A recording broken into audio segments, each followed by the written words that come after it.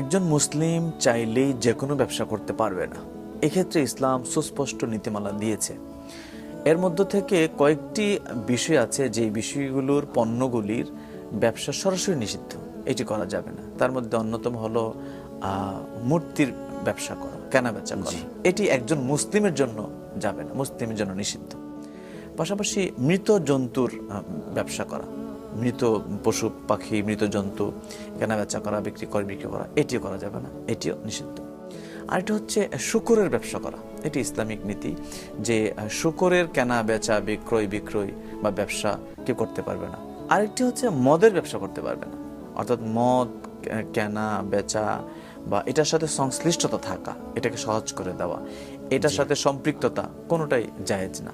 এই চার বিষয়ের উপরই কেনা বেচা ডিরেক্টলি হারাম। সিন্ডিকেট করে বিভিন্ন পণ্যের দাম বাড়িয়ে দেওয়া হয়, এটার ব্যাপারে ইসলাম কি বলে?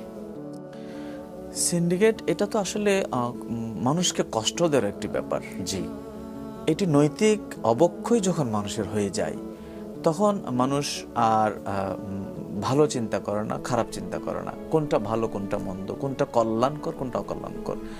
তো তিনি অন্ধ হয়ে যান আসলে, মানে লোভের আশায়, বেশি পাওয়ার আশায় অন্ধ যখন মানুষ হয়ে যায়, তখন তিনি তারা মিলে সিন্ডিকেট করে। আমরা মনে করি আসলে শুধুমাত্র 5 ওয়াক্ত নামাজ পড়লাম, আমি আল্লাহর প্রকৃত মুমিন বান্দা হয়ে গেলাম, আমি মাহে রমাদানে সারাদিন না খেয়ে থাকছি, আমি তো রোজাদার হয়ে যাচ্ছি, আমি হজ করে এসেছি, আমি হাজী সাহেব হয়ে এসেছি, আমি আল্লাহ জান্নাতে চলে যাব। আসলে ইসলামের কনসেপ্ট কিন্তু সেরকম না।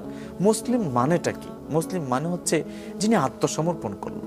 তা আত্মসমর্পণকারী যার কাছে আত্মসমর্পণ করলো, আল্লাহর কাছে সামনে আত্মসমর্পণ করলাম, আল্লাহর বান্দাদেরকে কষ্ট দিয়ে, আল্লাহর বান্দাদেরকে বিপদে ফেলে দিয়ে, আল্লাহর বান্দাদের সহজ জীবনটাকে কঠিন করে দিয়ে, এটি তো বরং আল্লাহর সাথে আরো বিট্রে করার শামিল, যে আপনার বান্দাদের সাথে আমি বিট্রে করলাম, আমি যুদ্ধ ঘোষণা করলাম, এইরকম। সুতরাং ব্যবসায়ীদের উচিত হবে এরকম অসৎ উদ্দেশ্যে যেন ওনারা এক হয়ে না যান। আরেকটি বিষয়, আমাদের দেশে যেহেতু দারিদ্রতার হার অনেক বেশি, তো দারিদ্রতা বিমোচনের ক্ষেত্রে ব্যবসায়ীদের ভূমিকা বা তাদের দায়িত্ব কি হতে পারে? দেখুন, ব্যবসা বাণিজ্য এটা